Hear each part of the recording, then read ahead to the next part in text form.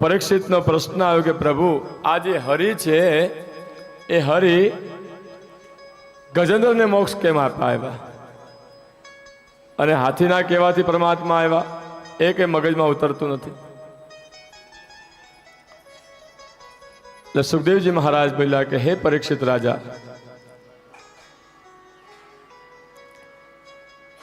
એક ક્ષીર સાગર હતું, એની બાજુ સુંદર મજાનું ઉપવન જંગલ હતું. ત્યાં ગજેન્દ્રજીનો પરિવાર રહે, આખો પરિવાર રહે. તો ગ્રીષ્મ ઋતુની અંદર ગરમીની અંદર બહુ ગરમી લાગી એટલે ગજેન્દ્રજી બહાર આવ્યા એના પરિવારને લઈને સ્નાન કરવા માટે. આપણે જઈએ ને વોટર પાર્કમાં, બધા સ્નાન કરવા વોટર પાર્ક વયા જાય, નદીમાં કિનારે વહી જાય, ગોમતીના ઘાટે વયા જાય, ડાકોર હાલો ડાકોર નાવા વયા જાય. એમ આ ગજેન્દ્રજીના પરિવારને લઈને આવ્યા છે સમુદ્રના કિનારે સ્નાન, ક્ષીરસાગરમાં સ્નાન કરવા. પોતે અંદર ઉતર્યા,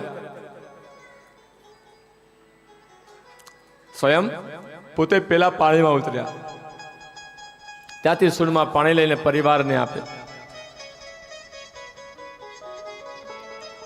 દુઃખ હોય ને તો દુઃખનો સામનો કોણ કરે? પહેલા પુરુષ કરે.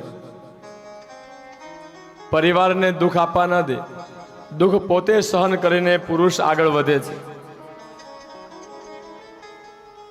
પુરુષના મનની અંદર કેટલું દુઃખ છે એ કોઈ માપી શકે નહીં. પુરુષના મનમાં કેટલી ચિંતાઓ છે એ કોઈ માપી શકે નહીં. અંધારું હોય અને કોઈ બાયણું ખખડાવે તો પુરુષ જાય કે સ્ત્રી જાય? પુરુષ જાય. જે થવું એ પુરુષનું ભલે થઈ જાય. એમ ગજેન્દ્રજી પહેલા અંદર ગયા છે અને બધા પરિવારને બહાર રાખ્યા. કોઈને આવવાની ના પાડે કે હું અંદરથી તમને બધાને નવરાવ.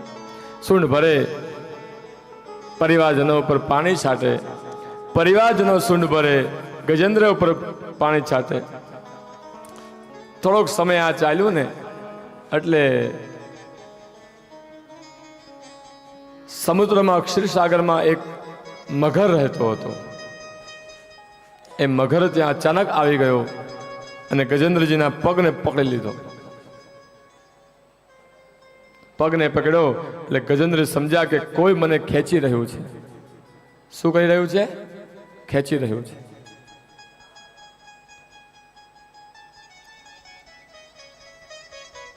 અને એ મગરનું તાકાત એટલી બધી હતી કે 10,000 હાથીઓનું બળ એનામાં હતું.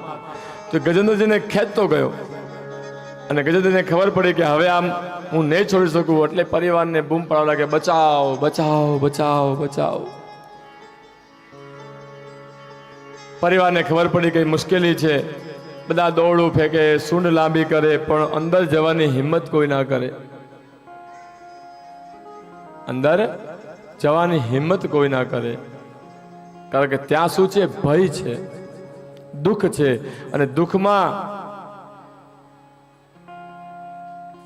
તણાવતો હોય કોઈ માણસ સમુદ્રમાં, શું એનો આખો પરિવાર કૂદકોમાં બચાવવા જાય?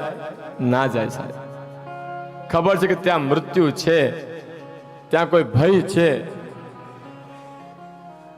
એટલે એકલા જ પુરુષ જતો હોય છે પહેલા એના દુઃખને સહન કરવા માટે. કેમ? તો કે પરિવારને સુખ મળે એના માટે. કોઈ પરિવાર સાથ ના આપ્યા. કહેવાય છે કે ગજેન્દ્રજીના 2 પગ ગયા.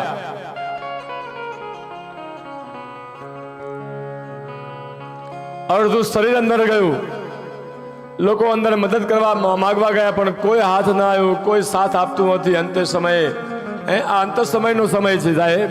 તો અંત સમય થાય ત્યારે ખાટલામાં પડ્યા હોઈએ અને ખાટલામાં જ્યારે પડ્યા હોય ને ત્યારે છોકરો તમને હાલચાલ પૂછવા પણ ન આવે ને બહુ પણ હાલચાલ પૂછવા આવવાની નથી. તમે મરી જાઓ ને તો ખબર નહીં પડે કે ક્યારે ગયા. 5 કલાક પછી ખબર પડે કે ઓ દાદા તો ગયા. કેમ? તો કે ત્યારે ખાટલાની આજુબાજુમાં કોઈ તમારું સેવા કરવા વાળું હશે નહીં, કારણ કે પોતાના કામમાં આટલા બધા મશગુલ હશે બધા કે આપણે ત્યાં ને ત્યાં ખાટલામાં સૂતા રહી જવાના. એટલે અંત સમય છે, એ અંત સમયે કોઈ કોઈનો સાથ આપતું નથી. કહે છે કે હું મરી જઈશ, પણ ચાહનારની પાછળ કોઈ ચિતા ઉપર ચડતું નથી. બધા કહે છે ને કે હું મરી જઈશ, તમે જાઓ તો ખરા. પત્ની હોય બહુ કે, પત્ની હોય ને એ કે તમે એકવાર તો જાઓ, વાંય આવું છું. પણ ચાહનારની પાછળ ચિતા ઉપર કોઈ ચડતું નથી સાહેબ. ખાલી કહેવાય છે, આપણે ચડી ન શકીએ.